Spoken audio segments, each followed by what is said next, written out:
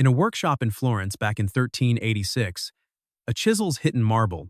None of them had any clue that the little tacker born right then was destined to become the sculptor who could make stone look like it's breathing. History's going to shorten Donato di Niccolò di Beto Bardi to just Donatello. He rocks up to a city that's buzzing with rivalry, ambition, and something else you can't quite put your finger on.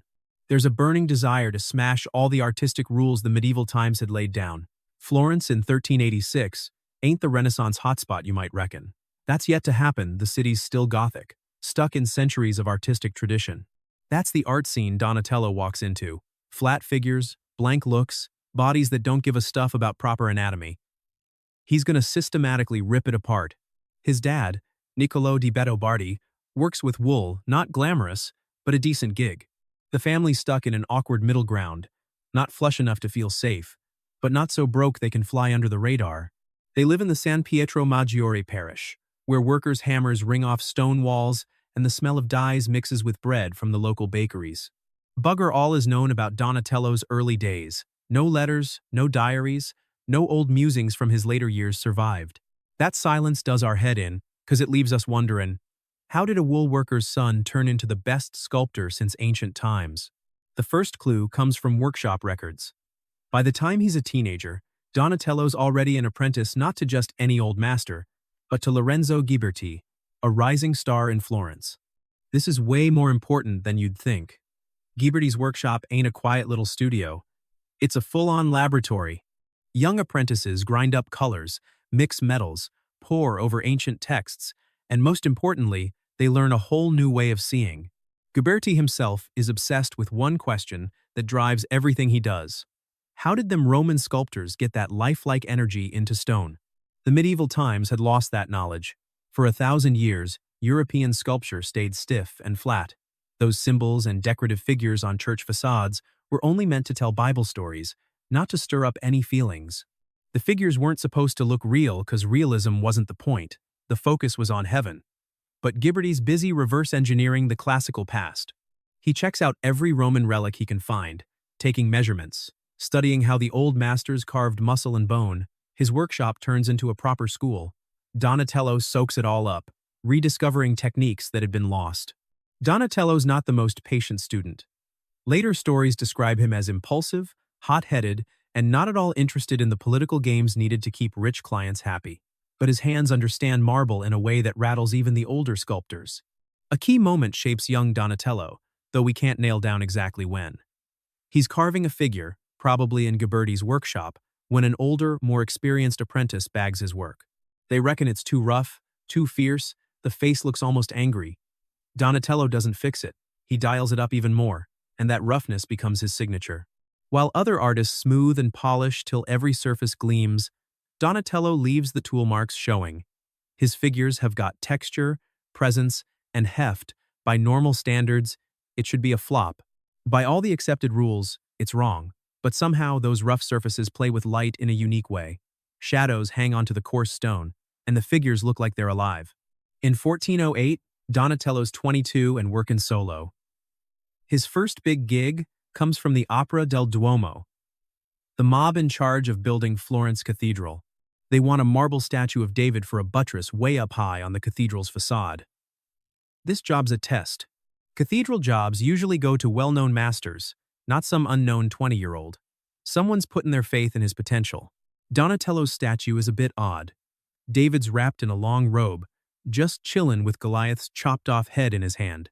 There's nothing about his stance that says victory or hero pride. He looks thoughtful, almost down in the dumps. The opera takes the work but never puts it on the cathedral. It ends up in the Palazzo Vecchio. No one really knows why. Maybe it was too out there, or the patrons got a bit nervous. Maybe Donatello's David was just too human for a buttress meant to honor God. But the commission does show something crucial. Donatello gets the job done. Even better, he can make something totally new. The next 10 years are a mad rush as he takes on every job that comes along.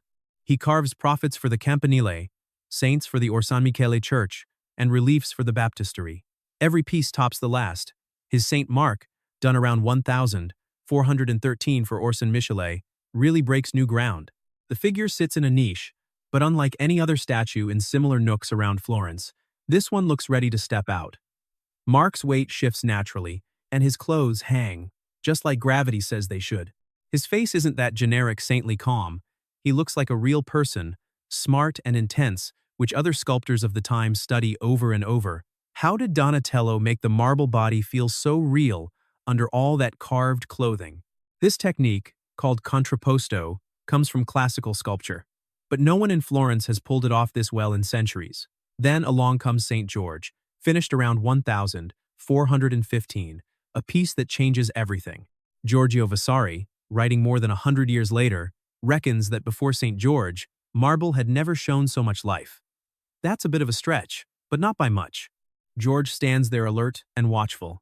His shield rests against his thigh. His face shows determination mixed with a touch of worry. This isn't just a symbol of courage. It's a young bloke about to fight a dragon, fully aware he might not make it. The innovation isn't just in the statue itself. Donatello carves a relief panel on the base showing George slaying the dragon. Here he tries out schiacciato, or flattened relief, a trick that creates a deep space illusion using super shallow carving. Figures in the background look like they're miles away, even though they stick out less than a centimeter from the marble. It's a magical effect. It shouldn't work, but it does, and suddenly Donatello has come up with a whole new sculpting language. While Donatello works his magic on marble, Florence itself is changing. The city-state gets richer, the wool trade booms, and banking families pile up wealth that would make today's billionaires jealous. Rich folks want art heaps of it. Jobs come flooding in, and Donatello can barely keep up.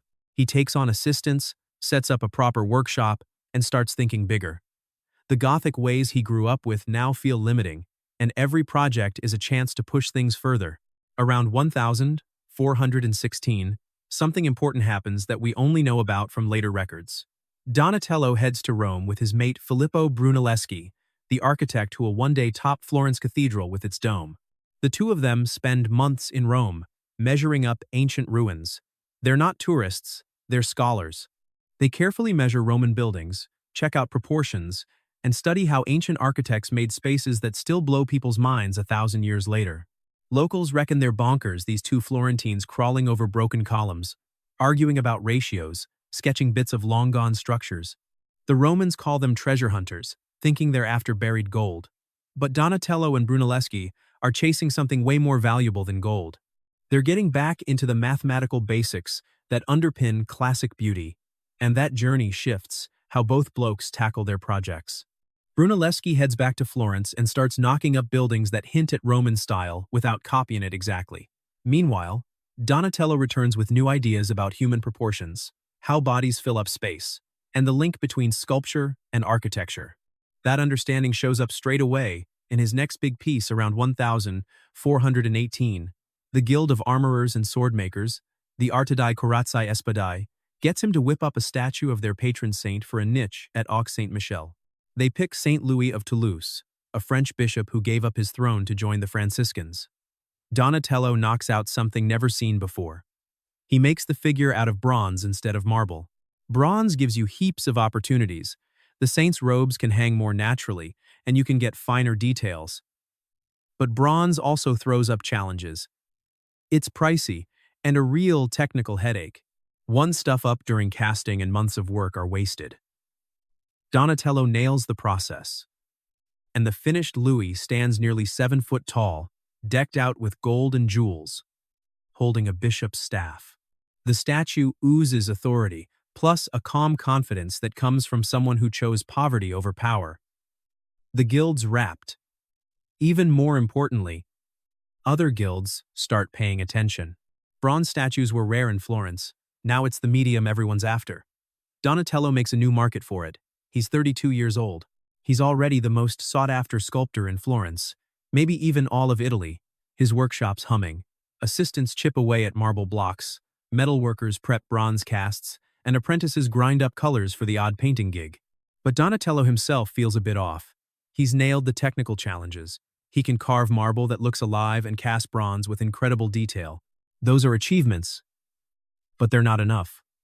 A bigger question starts forming in his head. What's the point of sculpture? And what feelings can it stir up in people? For 1,000 years, the answer was simple. Sculpture should honor God, tell Bible stories, and remind people of eternal truths. Donatello starts thinking the answer could be completely different. Maybe sculpture should take on a riskier role, forcing viewers to look inside themselves, face human complexity, and feel things they'd rather avoid. This shift will shape all his work over the next 40 years. This approach gives him masterpieces that still freak people out 600 years on. It brings him fame and controversy in equal measure. In 1423, the orders keep coming in. The Opera del Duomo commissions Donatello to make a set of prophet statues for the niches of the Campanile. They're not meant to be beautiful, but to pack a punch.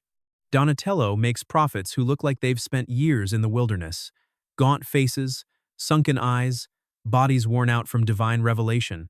One statue, usually identified as Habakkuk, is so unsettling that locals call it Lozocone Pumpkinhead because his bald head looks bloated with prophecy. Vasari later tells a story that Donatello used to grab this statue by its robes and yell, "Talk! Damn you! Talk!"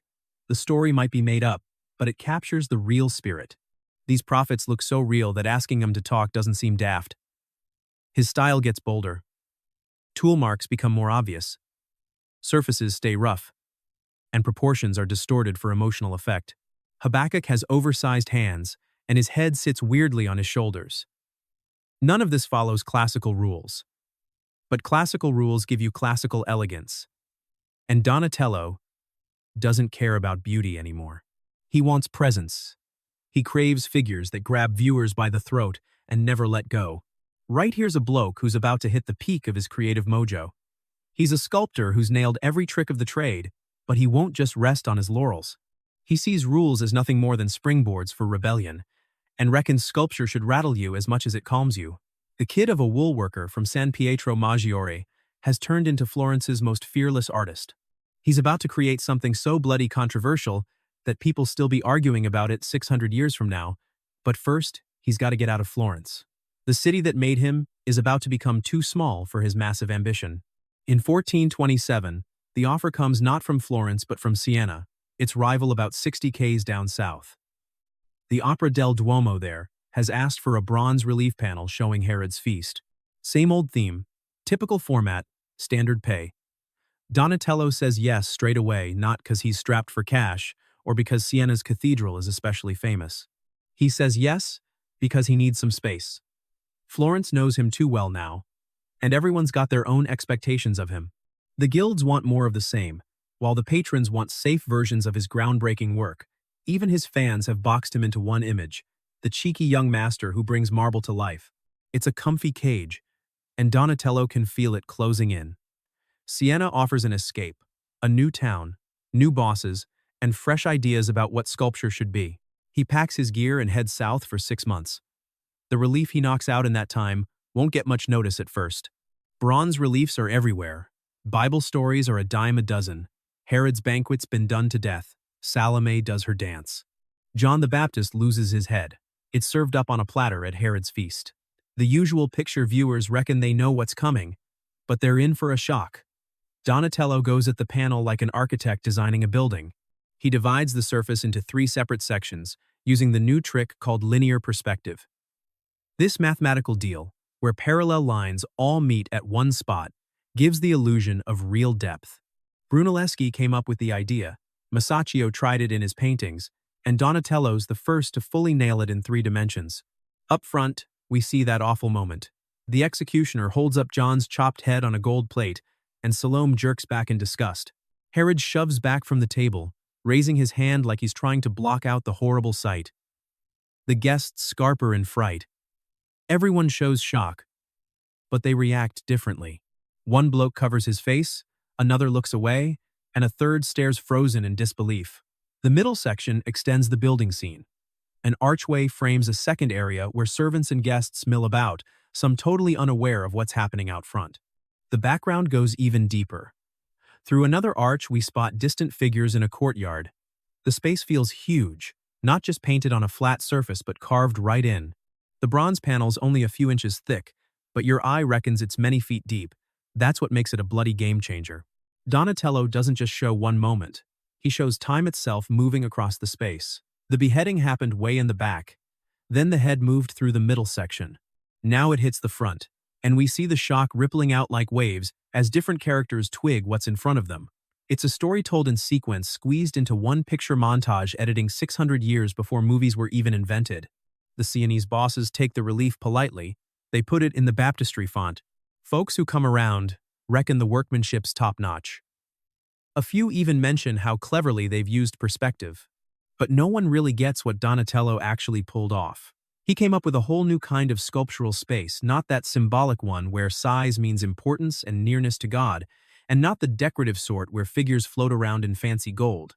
This space is real and properly measured, like something you could walk into if that bronze ever became a real room. He heads back to Florence towards the end of 1427, holding on to that idea tight.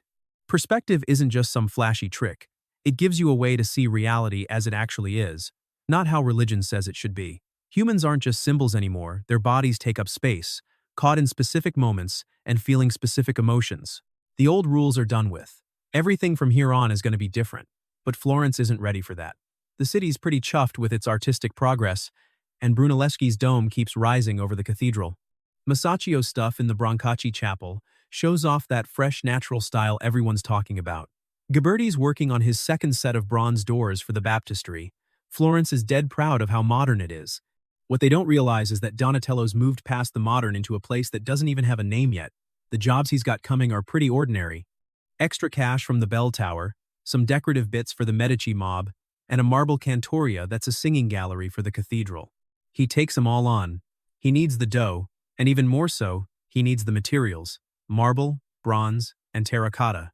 The actual jobs don't matter much. They're just excuses to keep working, keep moving forward. The cantoria turns into a wild scene of playing putty, chubby little kids so full of life they look like they're about to tumble off the stone. It's got a classical style all right, but it's certainly not dignified. These aren't perfect angels. They're rowdy kids celebrating with all that pagan freedom. The relief is so deep it's almost like standalone statues. Sunlight and shadow play over the surface, making the figures look alive, and you can almost hear the tune they're dancing to. Cosimo de' Medici's watching the banker who's slowly becoming Florence's real leader. He's been collecting art for years, but he's never come across a craftsman like Donatello. Most sculptors act all respectful, even a bit sucky, around rich patrons. They take orders, follow the rules, and churn out what's wanted, but Donatello argues back. If Cosimo suggests a change, Donatello explains why it wouldn't work, not rudely, but with real conviction. He talks about balance, how a viewer's eye will move across a surface, and the emotional impact. Cosimo's never heard an artist talk like this, like someone solving maths problems. But those problems are about human feelings. They start a bond that lasts for decades. It's not really friendship, the social gap's too big for that, but it's closer than the usual patron-artist relationship. Cosimo gives steady money and freedom, while Donatello creates works that make Cosimo look like a savvy collector. This arrangement works because both blokes know that top-notch art needs taking a risk. Cosimo's happy to be challenged, and Donatello's ready to challenge. Around 1430, something shifts in Donatello's workshop. The jobs are good, the money's steady, he's 35, at the top of his game. He should be taking it easy. Instead, he starts making a piece nobody asked for, a bronze statue a bit smaller than real life. The subject's young, about 15 or 16. Male, but the body's soft, almost feminine. He's standing in contrapposto, putting his weight on one leg, that classic ancient pose. He's completely naked, except for boots and a weirdly decorated hat. He's got a sword in his right hand, and Goliath's chopped-off head's lying there at his feet. It's a picture of David, the young bloke who knocked over a giant with just a sling and a rock. Every Italian sculptor's had a go at him, and they always show him as this tough, self-assured hero. But Donatello's David looks like a kid who's only just cottoned on to what he's done. His face looks all dreamy and a bit spaced out. One hand's on his hip, the other's just holding the sword loosely. He's standing on top of Goliath's head, with his foot touching the dead giant's cheek. He doesn't seem to realize there's no victory celebration, no heroic pride, just this weird, uncomfortable uncertainty. And why is he naked? The Bible never says anything about nudity. Why's he look so young and fragile? And why's his expression so distant? The bronze itself is bloody amazing. Donatello made it with a surface that feels almost alive, not like the usual smooth polish you see on most bronze stuff. But it's got this delicate texture that catches light like human skin. The anatomy's spot on, but it's not made to look perfect. This is a specific kind of body, not just some random young bloke, and you can really see its vulnerability. There's something else too, something that'll stay unspoken for centuries. The statue's beauty makes people feel uneasy. It's not 'cause it's crude or offensive, but 'cause it's sensual. The curve of the hip, the delicate features, and the weird closeness of how it's standing. This isn't a religious thing meant to get people praying. It's way more complicated and doesn't fit any category they've got. Donatello keeps it in his workshop and hardly ever shows it. It's not ready for the public yet. Florence isn't ready, and maybe no one is. But he made it anyway. 'Cause the question that had been forming in his mind for years had finally come together. What happens when you strip away all the symbolism and just leave the person? No perfect version, no lesson in morality, just a body, a moment, a person frozen in time. And the answer's pretty unsettling.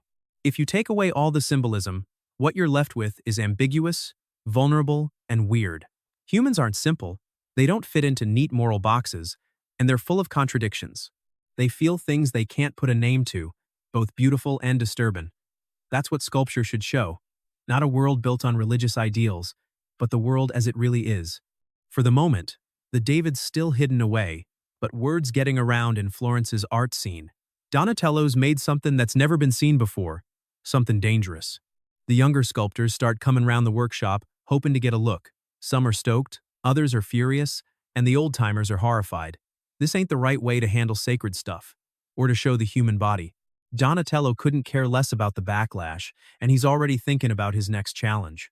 The David proved he could strip away symbolism, and now he wants to show he can strip away beauty too. He wants to make something so hideous, so disturbing that people can't look away.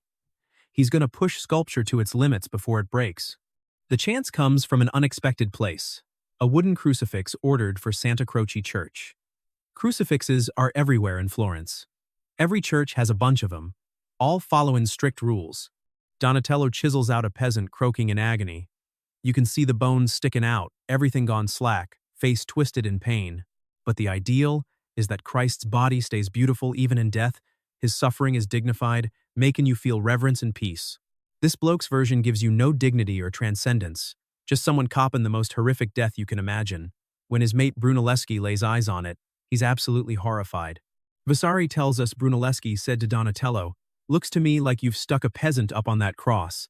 Not a body anything like Jesus Christ, which was super refined, the most perfect human form ever made in every way. Donatello's reply is just typical. If making stuff was as easy as criticizing, my Christ would look like Christ to you, not a peasant. So go on, grab some wood and have a crack at carving one yourself. And Brunelleschi does exactly that. He carves his own crucifix, showing Christ as beautiful and serene even in death. The two statues end up in different churches just a few blocks apart. For centuries, they represent two opposite ideas about what art's supposed to do. Brunelleschi's Christ gives you comfort, Donatello's Christ gives you the truth. The argument makes Donatello even more famous but also leaves him isolated. Still, patrons keep wanting his work. But now the patrons are more careful. They spell out exactly what they want.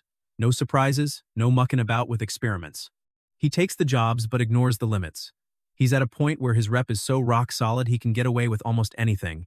He's working on something that'll make all his earlier stuff look tame, a sculpture so weird no one'll know what to make of it. But that moment's still years away. First up, he's got to get the hang of another material. He needs to understand how to grab some clay, shape it quick while it's still wet, then fire it into terracotta. He's got to work fast, no chance to fix stuff up. He needs to capture that first impulse, the raw emotion, before thinking and skill smooth it all out. The answer will come in the shape of an old bloke's face. But we're getting ahead of ourselves. Donatello's 49 and has been carving marble for 30 years. He knows stone like most people know their own writin'. But terracotta's a whole different game. Clay doesn't fight back, it just gives in. It picks up every fingerprint and every moment of hesitation. There's no hiding in clay. He starts with little pieces, portrait busts, nothing big, just exercises that force him to work quick. Once the clay starts drying out, you're fighting it, and you've got about an hour before it's no good. No time for perfectionism or overthinking. His first tries are duds. Too much detail. He treats clay like it's marble, trying to carve precision into a material that needs spontaneity. The faces come out stiff, too controlled, lifeless, so he chucks them and starts over. Then something clicks. He's working on a portrait of an old bloke, just some nobody street model. Donatello stops trying to make it beautiful or dignified. He just watches the face in front of him and writes down what he sees. He captures the wrinkles, the saggy skin, and how age pulls everything downwards. He captures the tired look in the eyes and the slight unevenness of features that've shifted over 70 years. He works fast, letting his hands remember what his eyes see before his brain butts in. When it's done, the sculpture looks like it could have a chat, and it feels more alive than a lot of real people. That old bloke's whole life is carved into the clay. You can see the years of hard yakka, the disappointments, the little joys, the facing up to death. This is the most honest piece Donatello's ever made.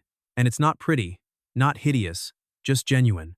It's the kind of honesty that puts people off because it shows them as they really are. Word gets around the posh houses in Florence. Donatello's knack for capturing a likeness is second to none, so they start ordering portrait busts. They ask for terracotta because it's cheaper than marble and gets done quicker. They reckon they're getting a bargain, but really, they're copping the raw truth. Donatello doesn't butter 'em up, doesn't smooth things over, and never makes anyone look younger, classier, or brainier than they are. He shows them just like they are. Some clients are chuffed, others are gobsmacked. A few refuse to pay him. One patron demands that Donatello smash the bust to bits. He says no, and the unwanted pieces pile up in his studio. Merchants who thought they looked like Roman emperors, minor nobles hoping to seem clever, and rich women expecting to look 20 years younger. Each one done with brutal accuracy, and each one impossible to sell. But something interesting happens. The young blokes dig 'em, and artists learning their trade in Florence come to check out Donatello's rejects. They get his way of thinking. He shows that sculpture doesn't have to be about perfection. It can capture, reveal, and stand as evidence of the human condition, warts and all. That's more important than it sounds. For ages, sculpture was all about showing types: the saint, the hero, the beauty, the wise bloke. Individual differences get wiped out in favor of generic ideas. Donatello reckons the opposite. That the specific is more gripping than the general, that one real face, shown honestly, tells us more about humanity than any perfect version. This approach will mold portrait making for the next 500 years. But in 1433, it mostly leaves Donatello broke. The rejected jobs don't bring in any cash, so he needs a big project to rebuild his reputation with the ones who actually pay. The opportunity comes from an unexpected place.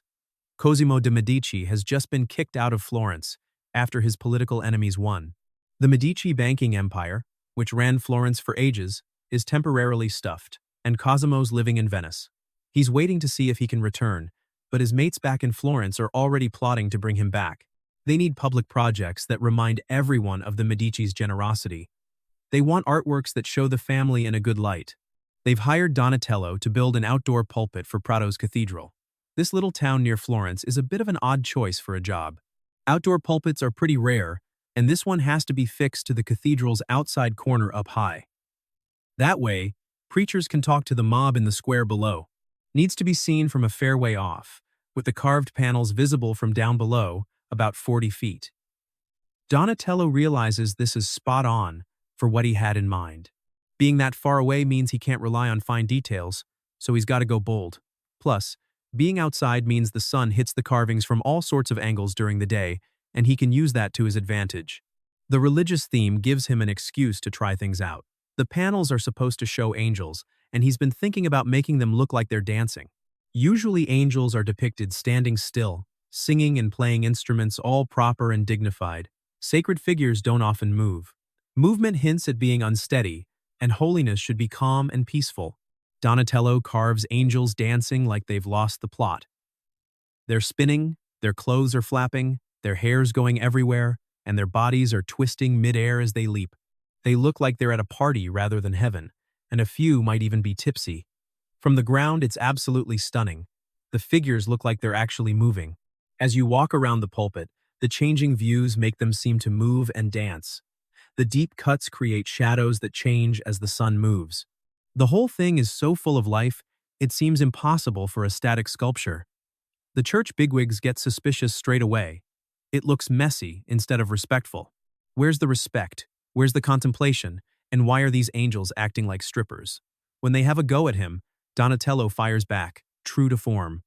Joy is sacred too, and ecstasy is a form of worship. Why do angels have to be serious? If they're in paradise, shouldn't they be celebrating? The authorities can't really come up with a good comeback.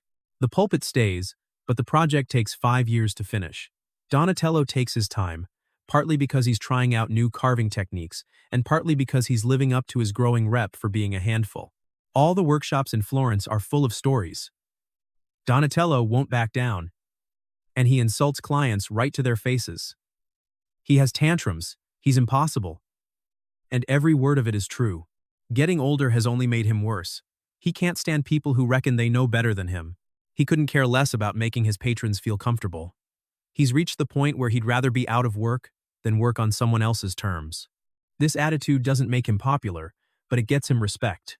Other artists realize that his difficult behavior comes from the same place as his genius. He won't compromise in his personal life because he won't compromise in his art. The two go hand in hand in 1434. Cosimo de' Medici returns to Florence as a winner. His exile lasted less than a year. Now it's his opponents who've been sent into exile. The Medici come back to power stronger than ever. Cosimo doesn't forget those who stayed loyal, and Donatello gets a project that will define the rest of his career. Cosimo is renovating the monastery of San Lorenzo. He wants it to be the Medici family church, a statement of their faith and power. He needs a heap of sculpture, and he's ready to give Donatello total creative control. No limits, no review boards, no one sticking their nose in, just gotta create something that lives up to the Medici name. Donatello's been waiting for this moment. With total freedom, endless materials, and a backer who believes in him, he's 60 now. For 40 years, he's been perfecting his craft. He's worked with bronze, marble, terracotta, and timber. He's nailed every technique and broken every rule. Now he's planning to make something never seen before, starting with the sacristy doors. 8 bronze panels show saints and martyrs, but they're not all stiff and proper. They're having a full-on argument. With all them gestures and movement across the space, each panel looks like a frozen moment from a play. You can almost hear 'em talking. Then there's the pulpits. 2 bronze jobs covered in reliefs showing Christ's passion. Instead of a tidy layout with clear separate scenes, Donatello makes it look all chaotic. Figures pile on top of each other, perspectives shift, and the space kind of shrinks and grows at the same time. The story doesn't go in a straight line, it sort of loops back on itself. Events from different times all come together in one panel. Critics would later call these pieces confusing, too detailed, too hard to figure out, and they're spot on. Donatello deliberately makes sculpture that's not easy to understand. One quick look ain't enough. You gotta come back, you gotta study it. You've gotta put in the effort to get what's going on. His art respects the viewer's smarts by making him work. But the main thing at San Lorenzo isn't sculpture. Cosimo wants a library. A place where scholars can study all them classical manuscripts the Medici family collected. He gets Brunelleschi to design the building, and Donatello to help with the decorations. This should be straightforward, but Donatello and Brunelleschi haven't worked together since they had that massive fight over the crucifix. For 15 years, they've kept their distance. Their relationship never recovered after that blow-up. Now they've got to work together on Cosimo's biggest project. Tension right away. Brunelleschi wants clean lines, perfect proportions, and that classic restraint. Donatello wants decoration, detail, and visual richness. They clash on every single thing. From the column tops to the floor patterns to the window frames, every decision becomes a battle. Watching his 2 most talented blokes tear each other apart over his library, Cosimo comes up with a solution. He splits them up. Brunelleschi gets the old sacristy, and Donatello works on its decorative bits. They'll both be in the same space, but on different jobs, with neither bossing the other around. That move is diplomatic but risky. The old sacristy turns into a bit of a battlefield. Brunelleschi builds a perfect cube, pure geometry, architecturally balanced. Donatello fills it with sculptures that purposely upset that balance, painted terracotta circles in the pendentives and bronze doors with figures sticking out. This sculpture setup refuses to sit quietly inside Brunelleschi's design. The result is brilliant and uncomfortable. Architecture and sculpture go head to head, and neither one wins. There's a tension that crackles through the air, mate. The conflict's so real you can feel it unsettling, but you'll never forget it. Bruno Leschi is livid. This ain't teamwork, it's sabotage. Donatello's deliberately stuffing up his creative vision. The two blokes stop talking altogether. Even when they die years later, they never make peace. The bond they built exploring Rome together falls apart into mutual bitterness over art. Neither of them would budge. But Donatello's mind has moved from mateship to his next big project. This one's so weird that even 500 years on, scholars are still arguing about what it means. Cosimo's given him a new job, a statue for the courtyard of the Medici's new palace. The theme's David, the young shepherd who knocked over Goliath the same bloke Donatello did in marble years ago. This time's different. Donatello's idea is so bold that even Cosimo stops to think when he hears it. But Cosimo trusts him and gives the nod, so Donatello can start making the statue that'll become his most famous and controversial piece. This statue will make the marble David look old school and totally rethink what sculpture can do, but that's down the track. First up, Donatello's got to crack a technical problem no one's tackled in 1,000 years.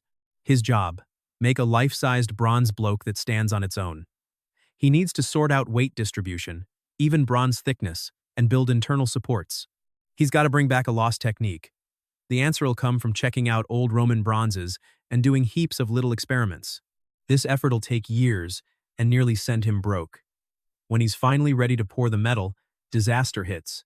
The casting pit's only 15 feet deep. The bronze has to melt at 2,000 degrees Fahrenheit, and gravity's got to fill the mold properly. One air bubble, impurity, or wrong thickness, and the whole cast is cactus. And he can't have a second go because bronze costs a bomb. Donatello's put months into this one shot. The mold's sitting in the pit. It's been carefully made from clay and wax, and the wax inside is perfect. Every bit of David's expression, the feel of his hair, the hat straps all done with care. The boot feathers and the rest will be swallowed by the molten bronze and turned into metal if it all works. Donatello stands at the edge of the pit, watching his assistants handle the furnace. The bronze has been melting for hours and needs to hit exactly the right temp. If it's too cold, it won't get into the fine details. Too hot, and it'll burn the mold, leaving gaps and flaws. His hands are shaking. He's 60 years old. He's cast bronze before, plenty of stuff, but nothing this big, nothing standing on its own, nothing this daring. The old Romans could do it. Look at the massive bronze statues they left. But they took that know-how to the grave. Donatello's had to rebuild it all from watching and trial and error. The furnace boss signals the bronze is ready. The crucible, a massive ceramic pot holding hundreds of kilos of molten metal, is lifted carefully out of the furnace. It's glowing almost white, and the heat's unbearable, even from a distance. The workers are lugging the crucible to the pit with long metal rods, wet cloths over their faces. Donatello's watching. The next minute, when they pour, will make or break his whole rep. The liquid bronze pours into the mold, spreading out like fiery liquid, and the noise is a bloody roar, steams shooting out from vents placed all around the mold. There's this sharp, nasty smell hanging in the air. The blokes keep pouring steady and controlled. Once you start, there's no stopping. Even a split second of hesitation gives you a cold joint, a weakness in the metal that'll crack later. The crucible empties out, the last drops fall into the mold, then silence, and now it's a waiting game. The bronze needs a few days to cool down nice and slow. Rush it and thermal stress will crack it. The mold has to cool at exactly the right rate, keeping the temperature even all over. Donatello buried it under sand to control the cooling. 3 days later they start digging. The mold comes out undamaged, which is the first good sign. They carefully chip off the outer clay shell. Underneath, the bronze is dark and rough, with the mold's pattern on it. They take it slow, revealing the shape underneath, first a hand, then an arm. The fine details are crisp and clear. The casting worked, but they can't tell if the whole thing's intact until they clean off all the mold residue and check the surface. Any air bubbles, incomplete pores, or cracks mean it's at best a partial fail. The big reveal takes hours. Slowly the mold falls away in bits, and underneath, standing flawless in the afternoon sun, is something Florence has never seen. A life-size David. He's made entirely of bronze, completely naked except for his boots and hat. His pose is so relaxed and real, that it looks like he's about to step forward any moment. He's standing on one leg, the other relaxed. One hand's holding the sword, the other's on his hip. His look is dreamy and a bit far off, his eyes cast down at Goliath's chopped-off head under his foot. The bronze surface is perfect, every detail caught exactly right. Every little thing, the feathers on his boots, the brim of his hat, each individual curl of his hair, is perfectly done in bronze. But it's the pose that's the real game changer. He's no warrior, more like a young bloke, a beautifully androgynous teenager. His body's soft, not muscly, and his pose is purposely provocative. The whole statue gives off this sense of pure essence that religious art never manages. Donatello steps back, checking it out from every angle. This is exactly what he'd imagined, his goal when he cast the bronze. A sculpture that properly fills three-dimensional space, making the viewer walk around it, revealing different details from every angle. The ancient Romans got this idea. Their bronze pieces were meant to be looked at from all sides, placed in open spaces where folks could walk around them. But medieval sculptures were always architectural, stuck to walls, and only shown from the front. Donatello's brought back a lost tradition, but he's also done something the Romans never tried. He's given the sculpture a clear, erotic feel. The David's got a beauty that draws your eyes, making you aware you're staring. That quality makes looking at it feel a bit naughty.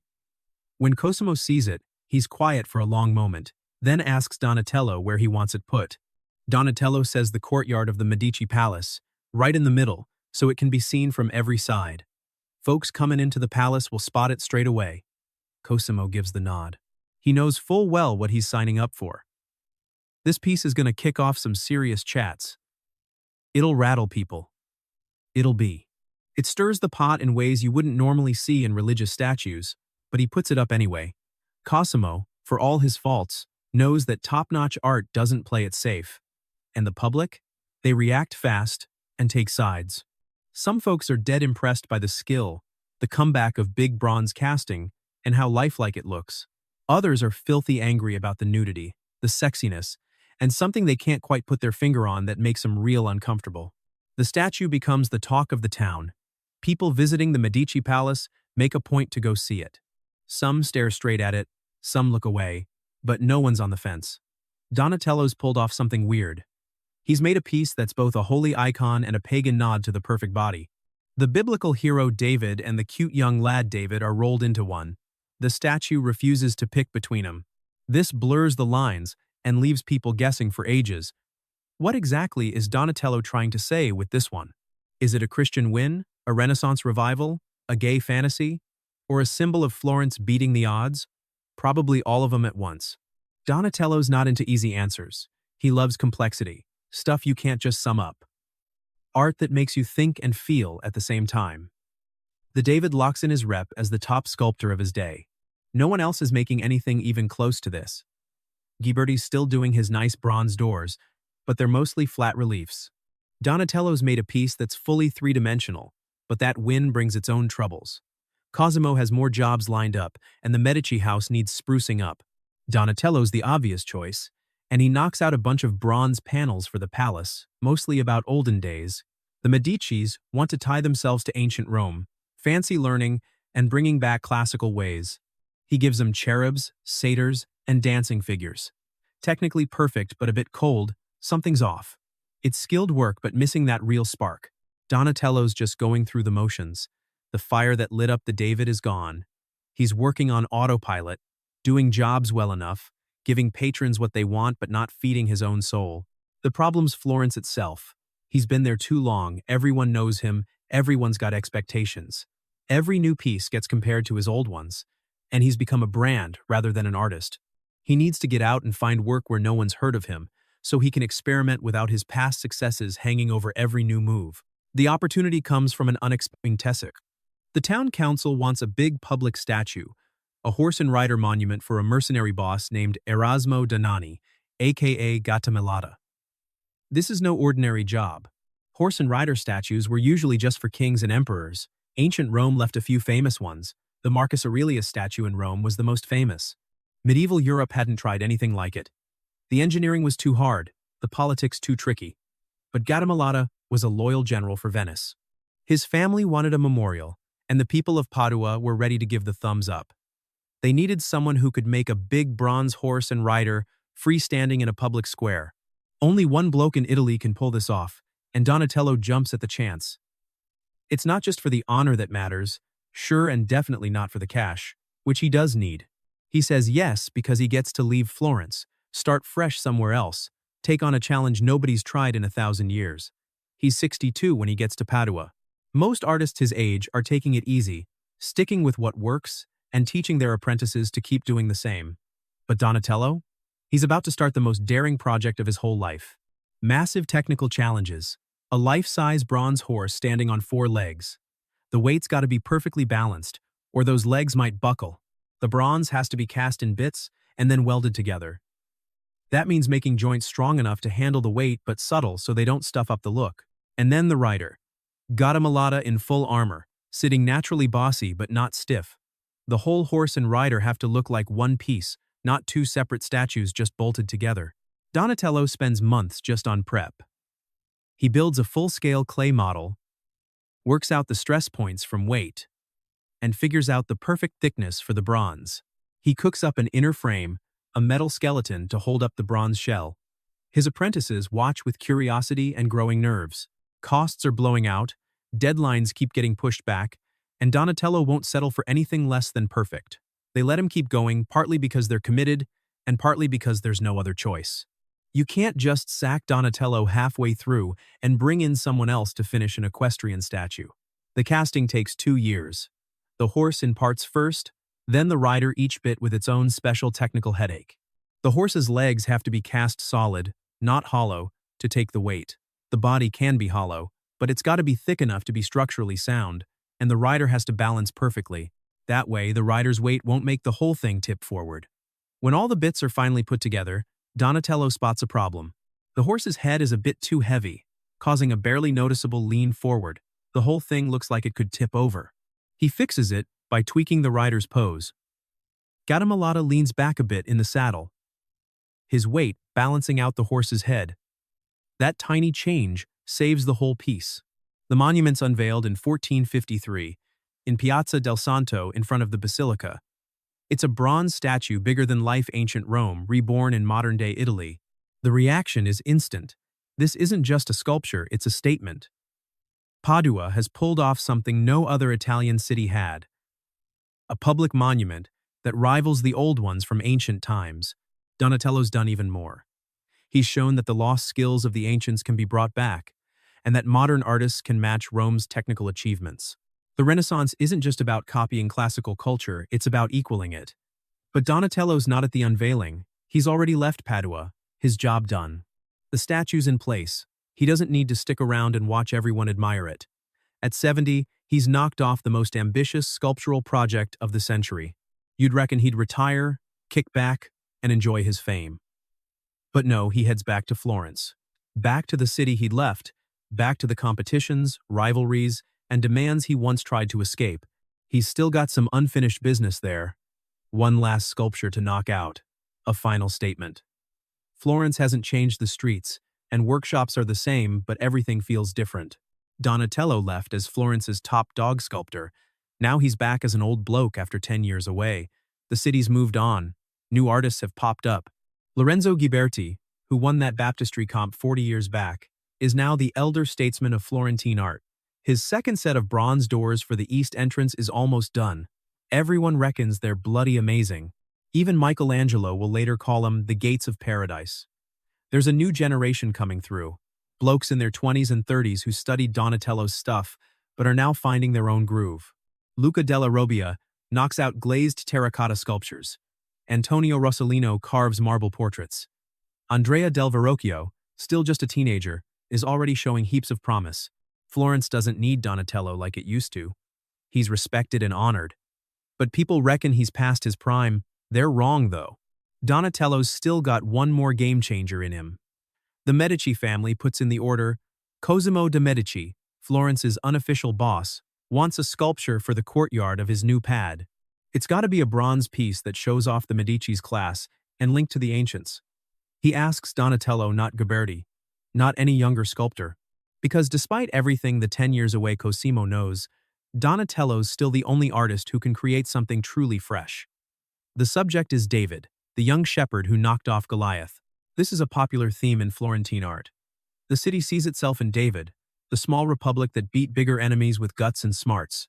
Donatello's already done David twice before. Once in marble for the cathedral early on, and once in bronze for a private patron, but that one's lost. This'll be his third and last David, unlike anything anyone's ever seen. He starts with the pose. David stands over Goliath's chopped-off head, casually resting one foot on it. Victorious, but relaxed, that bit's pretty standard. But then Donatello makes a call that shocks everyone who sees the finished piece. He shows David naked, totally Starkers except for a hat and boots. That's not unusual in classical sculpture. Ancient Greek and Roman artists often showed nude figures, but in 15th century Florence, nudity's rare in Christian art. Sacred figures are covered up, even when artists paint nude bodies, like in Adam and Eve scenes. That kind of nudity always carries a sense of shame, showing fallen humanity. But Donatello's David has no shame at all. He's confident, gorgeous, and young. His body's slender, almost androgynous, and he's standing with his weight on one leg in a classic contrapposto pose. One hand's on his hip, the other's holding Goliath's sword, pointing down lazily. He's got a laurel crown hat on, marking him as a winner. His boots are all fancy, and between those two bits of clothing, there's nothing but bronze skin. The sculpture's put up in the Medici Palace courtyard around 1440. No one knows what to think of it. It's beautiful. Everyone agrees on that. The craftsmanship's spot on, the pose is elegant, the proportions are perfect, but it's also deeply unsettling. This is meant to be a biblical hero, a figure from scripture, and Donatello's made him look like a classical god even worse. This piece has a bit of a sexy vibe that's hard to put into words. But anyone can see David's a young bloke, maybe 14 or 15, with a body that's still developing. The shapes have a real soft feel to them, a mix of being a bit vulnerable and pretty confident. Goliath's head sitting between David's legs creates this weird, kinda ambiguous visual link. A wing bit on Goliath's helmet is actually touching David's inner thigh. No accident that, 'cause Donatello never does random details. Some modern experts reckon this is the first nude statue standing on its own since ancient days. Could be right, but that misses what's really revolutionary about it. This is way more than just a technical achievement. It's a total reinvention. For ages, Christian art's been all about spiritual stuff, shifting attention away from the physical world. It pulls the viewer's eyes away from the body and towards spiritual things. Saints are shown as holy instead of human. Their bodies are just vessels for God's grace, not things to admire for their looks. Donatello blurs that line. David's both sacred and sexy, a hero from the Bible, and a bloody gorgeous young bloke. The statue celebrates the body, while showing a spiritual win. It mixes Christian themes with pagan style, making both seem a bit strange. The Medici keep the sculpture. They get what Donatello's done, even if they can't fully explain it. That's exactly what they were after, a work that shows off their class, smarts, and links to both Christian and classical roots, something that proves they're not just rich blokes, but proper Renaissance rulers. But not everyone's comfortable with the statue. When Savonarola takes over Florence years later, during his brief religious rule in the 1490s, the David causes a stir. Some want it smashed, calling it pagan and rude. It gets away with it, but the discomfort sticks around. What was Donatello thinking? What made him go down this path? We've got no clue. He didn't leave any statement, no letters about his goals, no recorded chats about what the piece meant. All we've got is the statue, and it's intentionally mysterious. You can take it as a nod to youthful charm, a think piece on strength and being fragile, or a bold challenge to artistic rules. You can see it all at once. That's exactly the point. Donatello's not after simple, easy meanings anymore. He's into complexity, making works that stir up different, sometimes opposite reactions. The David is his biggest statement on that idea. After the David, Donatello keeps making art. He's in his 70s now, but he keeps going. More jobs come in, and he knocks out more sculptures. But none of his later stuff comes close to the David's groundbreaking vibe. He's tried everything, and looked into every bit of sculpture that grabs his interest. From emotion and realism to classical forms, religious themes, and technical skill, he's done it all. In 1453, the Ottoman Turks take Constantinople. The Eastern Roman Empire, which hung on for 1,000 years after the West fell, finally kicks the bucket. Greek scholars flee to Italy, bringing scrolls and knowledge with them. The Renaissance is really kicking along, but Donatello's not fussed. He's turned his focus to more personal, intimate stuff, like carving a wooden Mary Magdalene for the baptistery. This figure's all gaunt and old, covered in her own hair, a bit unsettling but powerful, a long way from the pretty shapes he usually carves. He started having a proper look at themes of pain and the end of life. The way the body's falling apart is a bit like his own health going downhill. Even though he keeps working, the physical side of sculpting is getting harder and harder. He's relying on his helpers more and passing on more jobs, using what little strength he's got left only for the most important fine details. The Florence government gives him a modest pension, not much, but enough to show they appreciate what he's done for the city. He takes it without any drama. Donatello kicks the bucket in 1466 at the ripe old age of 80, still working on his craft right up until he died. He dies in his hometown, Florence, and gets buried under the floor of the Basilica of San Lorenzo, real close to where the Medici family are laid to rest. That's a real tribute, a sign of how important he was, but there's no flashy monument or fancy tomb sculpture, just a simple plaque. His works are his real memorial, lasting longer than anything else. The immediate impact's obvious. Every statue in Florence shows Donatello's influence. His techniques, styles, and breakthroughs are the foundation of the city's sculpture tradition. But the deeper impact takes a while to come out. 30 years after Donatello dies, a young artist called Michelangelo is learning his craft in Florence. He's talented, full of himself, and dead certain of his own genius. He gets right into Donatello's works, the early marble David at the cathedral and the bronze David at the Medici Palace. He also makes a special trip to Padua to check out the Gattamelata. Later on, Michelangelo will claim he didn't learn anything from any other artist, that his genius was totally one of a kind. But that's not true. Donatello's influence is all over it. Michelangelo nails emotional power, psychological depth, a willingness to show the human body with raw realism, and the ability to blend classical forms with Christian ideas. These are lessons he picked up straight from Donatello when Michelangelo carves his own David in 1504, a direct response to Donatello's earlier stuff. Michelangelo's David is massive, over 14 feet tall, grown-up, muscular, commanding. It has everything that Donatello's bronze statue lacks, and that's exactly the point. Michelangelo's having a conversation with Donatello, trying to outdo him, and he's not the only one. Raphael studies Donatello. Leonardo studies Donatello. Basically every big name in the High Renaissance builds on what Donatello set up. They take his breakthroughs and methods in new directions, but they're all working under his shadow. Strangely enough, Donatello's own works start getting ignored within one generation. Before long, everyone's more interested in Michelangelo and Leonardo. Donatello becomes a historical figure respected, but not really looked at closely anymore. His statues are still in Florence, Padua, and Siena. But they're not the center of artistic attention anymore. The art world moves on, and this trend keeps going for centuries. In the Baroque period, Donatello's works seem too controlled and classicist. In the neoclassical period, they look way too sentimental. He's too realistic and doesn't fit into a simple box. A rethink starts in the 1800s. Art historians start having a proper look at the early Renaissance. They realize that almost everything in Italian sculpture over 2 centuries can be traced back to Donatello. Donatello's breakthroughs weren't just about technique, they were about ideas, totally rethinking what sculpture could be. These days, his legacy is rock solid. Even though he's right up there with Michelangelo, Leonardo, and Raphael as a giant of Western art first among equals, there's still something mysterious about him.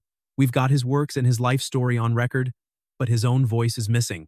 There's no letters explaining his artistic vision, no recorded comments about what he meant, just the sculptures. But that's enough. They speak way more powerfully than any written words. Have a look at the marble David in Florence's Bargello Museum, made by a young Donatello in his 20s, skillful, polished, but pretty standard. Then check out the bronze David in the same museum, finished 40 years later. Groundbreaking, disturbing, and hard to put in a box. The trip from tradition to transformation took his whole life. It needed years of honing his craft, years of thinking about what sculpture could do, and years of pushing the limits of the medium. Donatello didn't start out as a revolutionary, but became one through nonstop hard work and trying new things, by steering clear of the temptation to repeat his past wins, even when that would have made him good money. He could have made a career out of churning out pretty Madonnas, and churches would have paid him heaps for them. Instead, he made tortured saints, rough prophets, and morally tricky heroes.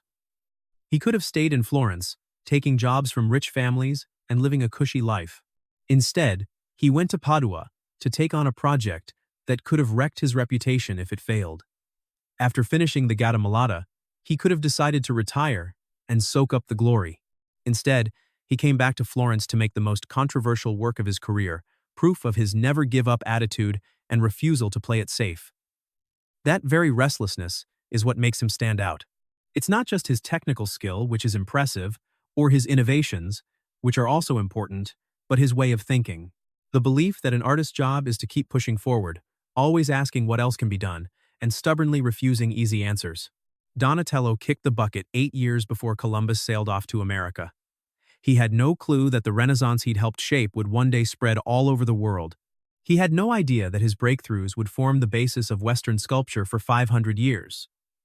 Or that art students in the 21st century would still be studying his works, pulling apart his techniques, and arguing about what his Bronze David really means. He just made sculptures, one after another, for 60 years. Each piece was an attempt to solve a problem, grab hold of something important, and move a tiny bit further than the last one. That's everything and nothing at the same time. Inside Florence's Basilica of San Lorenzo, there are 2 huge bronze pulpits, decorated with relief panels showing scenes from Christ's life. These are Donatello's last works. He started them in his 70s but never finished them.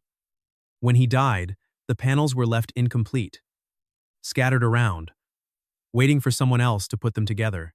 Even by Donatello's own standards, the pulpits are weird, packed with stuff and messy, with figures overlapping like they were thrown together randomly. The space feels cramped and claustrophobic, without the clear layout of his earlier reliefs. There's no careful planning of the space.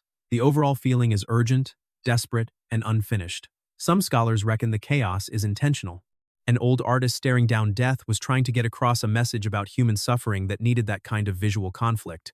Others, though, put it down to unfinished work. If Donatello had lived another year, he might have smoothed out the compositions, made the space clearer, and brought order to the chaos. But we'll never know, and the work stays as it is, rough, challenging, and totally captivating. Stand in front of these pulpits. You see an artist in the final chapter of life, still making art, still pushing limits, still refusing to take the easy way out. Rather than making something elegant and peaceful that'd be a lovely send-off to 60 years of work, he went and made these tough, unrelenting bits with agonizing bodies and figures just smashed by grief.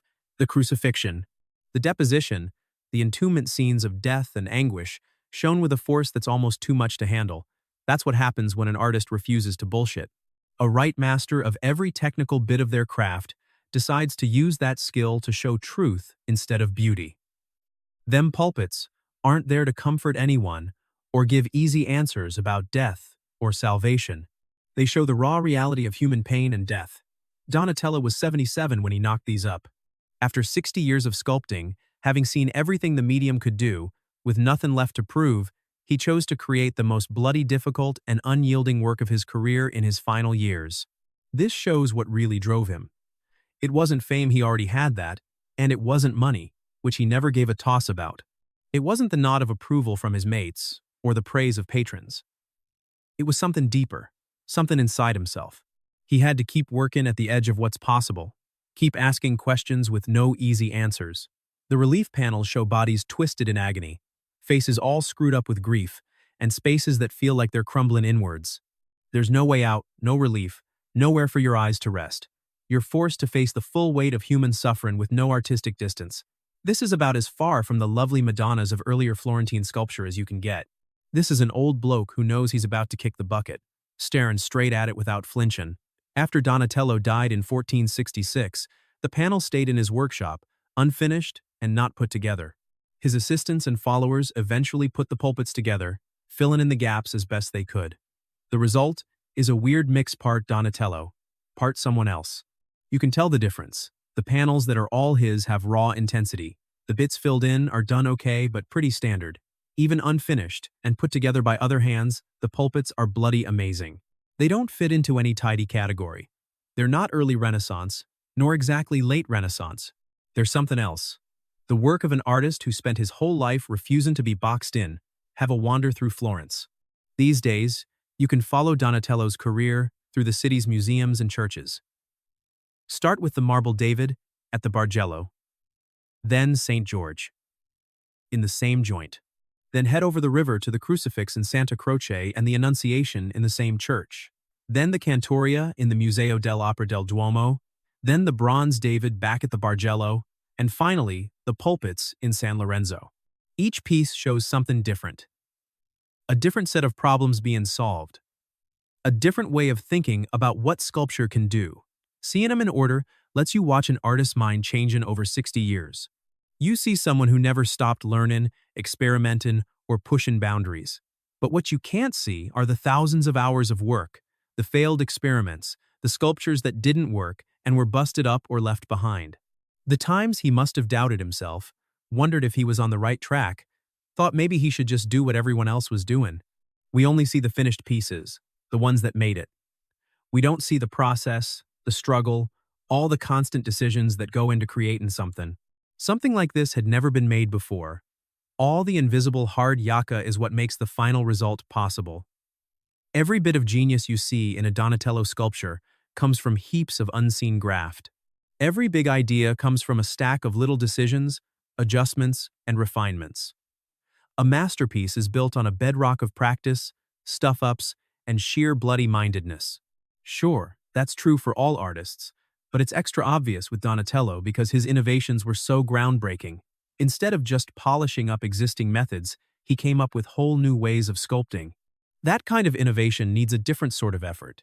Not just practicing the same moves over and over, but being willing to take a punt on new ideas. The guts to try stuff that might fall flat, the bronze David, is a dead-set example, because there was nothing like it before. There was no blueprint to follow, nothing to copy from. Just an idea, a vision of what could be done, and the technical know-how to have a crack. Even with all that talent, it'd be bloody terrifying. What if it didn't come off? What if the proportions were stuffed up? What if everyone hated it? He still went ahead and made it. That's the takeaway. Not that it was a cakewalk, or that he knew it'd be a winner, but he made it anyway. That's what made him stand out from the other decent but not brilliant sculptors of his time. Those blokes who filled Florence's churches with all right but forgettable stuff. Donatello had the guts to risk a fail in chasing something that had never been tried before. Have a look at his later style, and you can see that attitude pushed to the max. The pulpits in San Lorenzo don't play it safe. They don't just rest on his earlier wins. They're not a nice neat wrap-up of a top career. They push into fresh ground. They risk looking messy, out of control, even ugly, because that's what the subject called for. And Donatello cared more about staying true to his vision than about being popular. That attitude, that dedication to the work no matter what, is what makes him important. Not just historically, he's that too, but as a role model, as an example of what being an artist is all about. Not someone who lands on a winning formula and churns it out, but someone who keeps looking, keeps asking questions, and keeps refusing to coast. The Renaissance is full of blokes like that. Leonardo, Michelangelo, Titian, artists who kept working into their old age and kept innovating right to the finish. But Donatello was the first. He set the template. He proved that an artist's path didn't have to be a downhill slide from young genius to boring repetition. It could be a constant change, and the later stuff could be just as out there as the early work, just in different ways. Modern sculpture starts with him. Everything after him. Every bronze statue, every freestanding naked figure, every go at putting psychological depth into something still. Every attempt at tricking the eye with space and relief goes back to stuff Donatello came up with in the 1400s. Rodin had a good look at his work. Bernini took it further, and Canova picked up tips from him. Every sculptor who followed had to face up to what he'd done. Even when they knocked back his style, they were defining themselves in opposition to him. His work became the benchmark, the base, the kickoff point. But influence isn't the main game, not really. The main game is the work itself, the sculptures, the things he actually made. They're still here, mate. You can still check them out. You can plonk yourself in front of the bronze David and get whatever weird mix of emotions it kicks up. You can still stare at Bacchus's face and pick up on something real and human. You can still keep going. The folds in Mary's robe in the Annunciation let you get what it means to carve fabric out of stone. These works last because they were made to be tough, bronze and marble don't rot, but they also stick around because of their quality. Since the were something that hey can make old hat, no matter how sculpture moves forward, these pieces are still worth a look, worth checking out, worth most art becomes a historical curiosity, interesting for what it tells us about the past, but not really gripping today. A few bits go further. They stay alive, not stuck in history but right here and now, able to move people who see them centuries later. Donatello knocked out a few of those. The Bronze David, the Gattamelata, the Penitent Magdalene. These ain't gallery knickknacks you admire from a safe distance. They're works that still get under your skin, still push you, still make you reconsider what you thought about art. That energy comes from their honesty, from not faking it, from the commitment to showing things as they are, not how folks would rather they looked. It comes from skill used to chase the truth, instead of just making things pretty. From a mindset that refused to be boxed in by trends or the usual rules. It also comes from something trickier, a sense of presence, the feeling that these works capture something basic about being human. They're not just skilled representations, they're reveals, windows into stuff beyond the surface. Stand in front of the Bronze David long enough and you stop seeing a statue. Instead, you start to get a living idea. The idea that weak and strong aren't opposites, that power can be subtle, delicate, almost fragile. That winning doesn't have to look triumphant, that the human body can show contradictions without sorting them out. That's not something you can pull apart bit by bit. It's not just about skill or composition or dimensions. It comes from the whole thing, something that only exists because every part, every decision, every tiny tweak was made with total conviction and rock-solid honesty, and you can't fake that. You can't whip it up with cleverness or formulas. It comes from a deeper spot, from a maker who spent years chewing over what sculpture could be, what truth looked like, and how to make one show the other. Donatello never wrote any fancy art essays. He didn't explain his methods or defend his choices. He just worked, churning out sculptures one after another for 60 years. Each piece was a go at seeing clearer, showing truer, pushing a bit further into new territory. That's the legacy, not a style you can copy or a technique you can teach, but an example. A show of what you can do when you give yourself completely to your art, refuse to water down your vision, and keep moving forward. Even when the path's unclear, the statues stay quiet, powerful, strange, beautiful, in ways that've got nothing to do with usual beauty. Genuine in ways that make comfortable lies impossible, they've outlasted the patrons who commissioned them, the critics who praised or bagged them. The trends that came and replaced them, they'll outlive us too, long after everyone reading this is gone. Some future punter will stand in the Bargello Museum, eyeballing the Bronze David.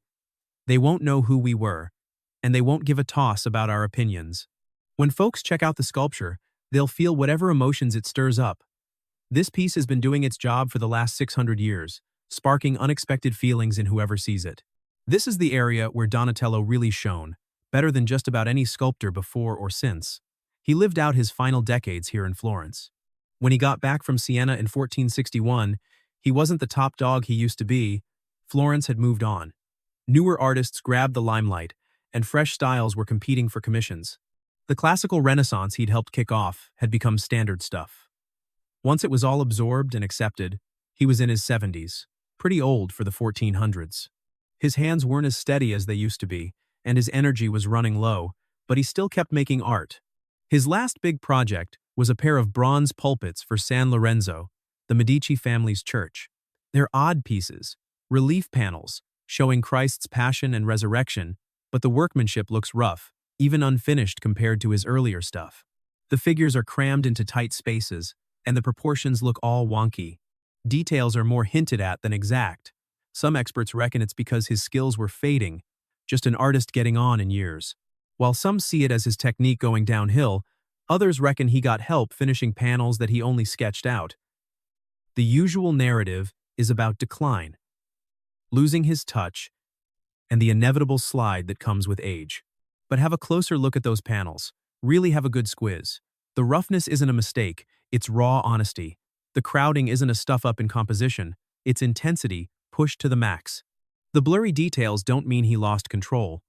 They're a deliberate rejection of polish, of smoothness, of every fancy touch that keeps art separate from real life. These pulpits show brutality, grief, and transcendence so directly that his earlier works look almost decorative by comparison. These works aren't meant to be pretty. Beauty was never the point. Their aim is to hit you in the feels, to get across pain and redemption, with a bluntness that perfect execution would only blunt even more. Michelangelo got it. His later stuff, especially the Rondinini Pietà, shows that same commitment to truth over beauty and emotional power over showing off technique. He'd studied Donatello's work closely. His own sculptures show that same willingness to let technique serve the idea, not the other way around. Donatello died on the 13th of December 1466, at 80 years old. Nobody recorded the exact details of his passing. No dramatic final scene, no famous last words saved for posterity. He was just an old bloke who died in Florence, with the works of his lifetime scattered all over Italy, in churches, palaces, and town squares. His funeral was simple, a world away from the huge public ceremonies later artists would get. Michelangelo's funeral went for days, with thousands of people showing up, poets writing odes, and even princes sending representatives. Donatello was buried in the crypt of San Lorenzo, underneath the floor of the church he'd helped decorate. Folks back then knew how important he was. 80 years later, Vasari called him the best sculptor since the ancients, praising his realism, his skill, and his groundbreaking approach to relief. The usual biography: list his achievements, catalog his works, note his influence. But something was left out of that story. That strange quality, that unwillingness to make stuff that's easy, comfortable, or conventionally pretty. That commitment to truth, even when the truth was uncomfortable, ugly, or disturbing. Later times smoothed over his reputation, made him safe, and turned him into a forerunner, a first step towards Michelangelo and the High Renaissance. Important but incomplete, praised but overshadowed, a pioneering artist who was great for his day, but whose work naturally seemed rough next to what came later. That way of seeing things misses the real point. Donatello wasn't primitive. His work was on its own track. And later artists, even with way better gear, often couldn't pull it off. His sculptures weren't about tricking anyone. It wasn't till the 20th century, after modernism knocked down all the old academic rules, that people really got that. After blokes like Giacometti, Brancusi, and Moore had a good look at what sculpture could do once it broke free from classical stuff, people started seeing Donatello differently. They picked up on the expressive bits and the deep psychological punch in his later works. He used distortion on purpose, not as a flaw, and he put truth before beauty so suddenly he didn't look primitive at all. He seemed modern. Take a wander through the Bargello now and watch visitors when they come across the Bronze David. Some people stop for 30 seconds, take a photo, and move on standard museum behavior, but others go quiet. They stay way longer than they planned, circle the statue, come back for another look, trying to figure out what just hit him. That's exactly what Donatello wanted his work to do. Not just something to admire from a respectful distance, but an experience that grabs you. It shakes up what people reckon they know about art, the body, power, and how representation works. Same thing happens with the Magdalene. People come expecting a saintly figure, but they find someone wrecked by grief and held together by faith. That gap between expectation and what they see makes them look harder, rethink their assumptions, and question what they thought they knew about religious art. That's the real achievement, not technical novelty, even though Donatello was a master of every method around. And it's not about stylistic impact either, even though his work shaped sculpture for ages. Nor is it bringing back classical forms, even though he helped make ancient art relevant for his time. The real win is creating pieces that stay alive, that still work as art rather than just old historical objects. These works can still stir you up, unsettle you, push you, and move you emotionally 600 years after they were made. Only a few artists manage that. Most art just gets old. It's mainly interesting for history. You look at it to understand the time, the context, its place in the evolution of style or technique. You might admire it, but you don't necessarily feel it. Donatello's best stuff goes beyond that. They're not just important, they're immediate, alive, able to create experiences, not just show subjects. So the question is, why does some art keep working as art, while other stuff just lives on as history. One reason is technical skill. If you don't have total mastery over your chosen medium, you can't make it do what you want. Donatello could carve marble, cast bronze, work wood, and model terracotta. He knew materials inside out and understood what each could and couldn't do. He worked with their natural qualities rather than against them. Another part is understanding people. Donatello got human behavior, what makes a figure look alive, how posture gives away personality, why some expressions look real and others fake. That came from years of watching carefully, studying how bodies move, faces react, and people hold themselves in different emotional states. Also crucial is formal smarts, composition, proportion, balance, rhythm, all the bits that make up visual art. Donatello didn't stick to formulas. He understood the principles and could use them or ignore them as needed. But those are just tools necessary but not enough. Heaps of technically skilled artists with psychological insight and formal know-how have made pieces that are now ignored or just seen as historical curios. What sets Donatello apart is a trickier quality. You could call it honesty, a commitment to showing things as they really are, not as tradition says they should be. That honesty means he won't prettify, oversimplify, or make things out to be easier than they actually are. This whole honesty thing kicks in at every level, from picking topics to how you show them, right down to deciding what bits to keep or leave out. You can spot it too in the links between figures, how the space is set out, and how the surfaces are finished, but it ain't about copying stuff exactly. Donatello wasn't just mimicking reality, he was given his own take on it. He decided what to put in the spotlight, what to tone down, and how to lay out the visual stuff so it all made sense. But in making those calls, he always put truth first over beauty, tradition, or whatever the bosses wanted. That's where the work's lasting relevance comes from. Truth beats out any flash-in-the-pan trend. Honesty outlasts every style that comes and goes. Art that shows reality for what it is stays relevant even after the historical backdrop that made it has faded away. These sculptures kind of live in multiple time zones at the same time. They're 15th century pieces, shaped by specific historical circumstances, but they still feel right here, right now, objects you connect with through your eyes, your body, your whole reaction. Their enduring messages join the ongoing chat about human nature and knowing ourselves. That kind of being in multiple times at once is pretty rare. Most artworks work mostly in one time zone. They're either historically important but visually dead, or they grab you straight away but don't have any historical depth, or they claim to be timeless. But then time shows up and proves those claims are hollow.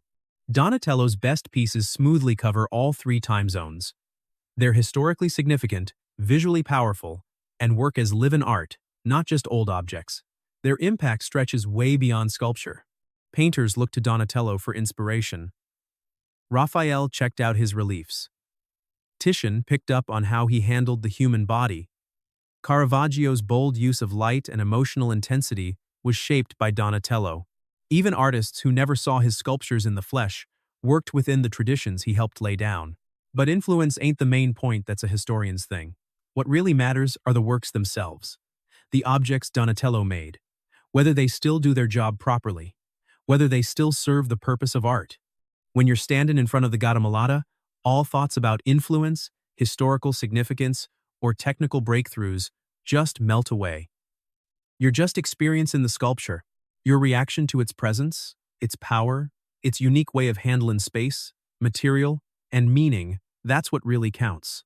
What's important ain't the academic setup, the historical context, or the interpretive gear. Those help you understand. But understanding isn't the goal, experience is. Donatello got that. His sculptures weren't made for study. He meant them to be encountered, creating experiences that don't boil down to words, showing truths that language can't capture. Great art always does this. It goes beyond language, not by being vague or deliberately mysterious, but because it gets ideas across through form, material, and presence. Ways that words, concepts, and arguments just can't copy. You could write forever about the Bronze David, pick apart its composition, trace its influences, and tease out its meanings. But none of that can ever capture what it's like to stand in front of it. The real encounter with the piece, how it makes you feel, think, and ask questions, that's what lasts. That's what keeps the work meaningful 600 years on, what keeps it alive rather than just preserved. Donatello made objects that could do this, but not always. Some pieces are historically interesting but visually dead. Others got damaged or lost. Still others didn't quite hit his mark. But enough of them worked. Enough pieces hold on to that sense of presence, that ability to create an experience, instead of just showing stuff. This collection of work is his real legacy, not the technical breakthroughs, style influences, or historical importance, but the sculptures themselves, living in the now, still able to do what Donatello meant them to do.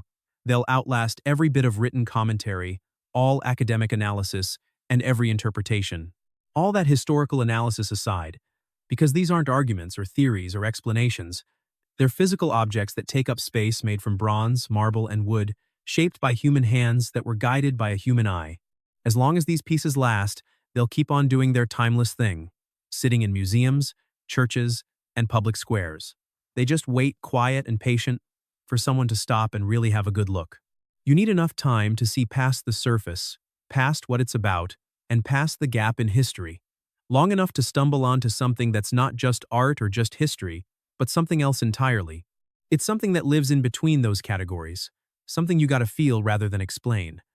That's what Donatello left behind. Not a style or technique you can copy, but a proper demonstration. It shows what happens when an artist goes all in on clear observation, honest presentation, and puts truth before beauty. Those sculptures are still doing their old job today. They stir up feelings you didn't see coming and show you things you never knew you needed. They prove art is more than just decoration, illustration, or a history lesson. It confirms that art can actually hold truth. Looking at what sticks around after death is always a bit weird. The body goes, the voice goes quiet, the everyday presence disappears. What's left of their work, that is, if they made stuff worth keeping? Donatello left behind sculptures in bronze, marble, wood, and terracotta. These pieces are spread all over Italy in churches, museums, and squares. A few are famous. If you know anything about Renaissance art, you've probably heard of the Bronze David, but others aren't as well known. Tucked away in little churches where only a few people see them. But here's what makes these things really special. They're not just memories or records of the past.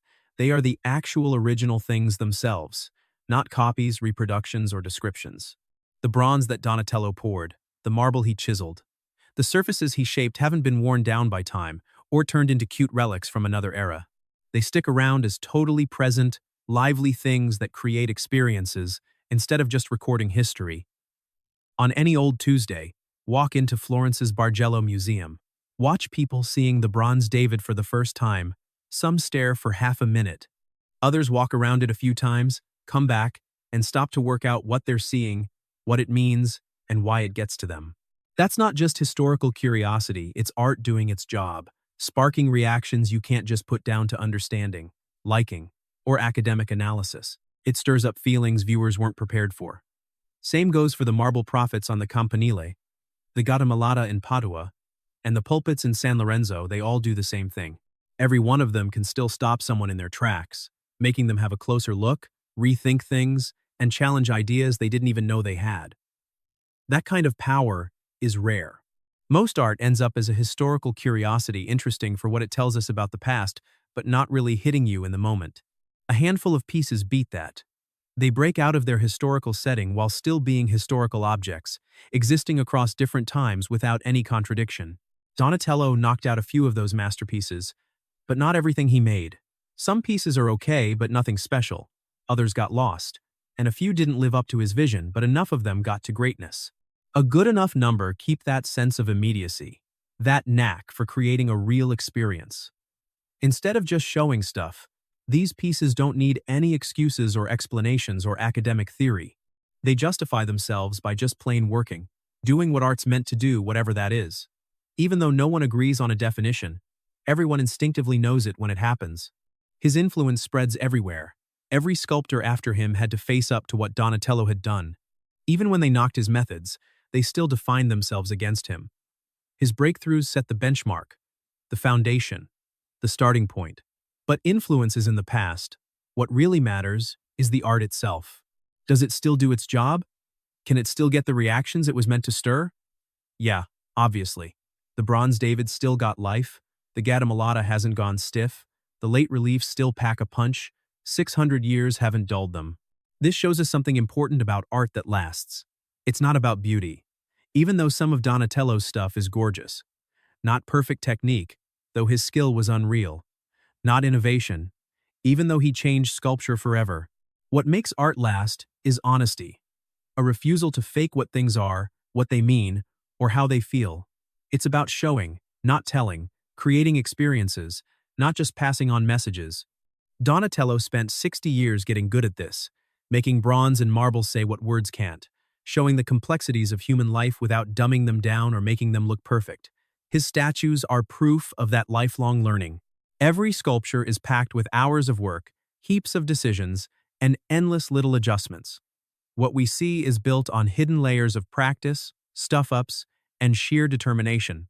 The process stays hidden. Only the result is on show, but that result carries all that effort. Decades of top-notch skill, a commitment to truth over tradition, and a refusal to settle for anything less than the work's best, and that's what makes them different from just okay, forgettable stuff. It's not just better craftsmanship, though his was bloody amazing, but how he used that skill for something bigger, to serve the truth, no matter how uncomfortable, disturbing, or weird that truth is. You can really see it in his later works. They refuse to offer comfort, grace, or easy answers. They insist on showing human pain and spiritual uplift. Their rawness makes earlier pieces look almost like decorations. These aren't from fading skills, they're the high point of a lifelong mission to see things clearly and show them honestly. That rough texture isn't a mistake, it's the ultimate refinement, stripping away every unnecessary layer. Michelangelo got this idea, his later Pietas went the same way.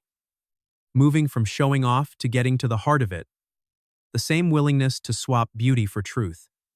He'd really soaked up Donatello's work. You can see that same dedication to honesty in Michelangelo's works. The legacy lives on. Any sculptor who puts truth before decoration is walking a path that Donatello carved out. Every artist who uses their technical know-how to show reality instead of sticking with tradition is following a track he blazed. But that's just historical influence. What really matters is the art itself, the actual pieces, and whether they're still doing what they were made to do. Hang around the Bargello long enough, and you'll see it for yourself.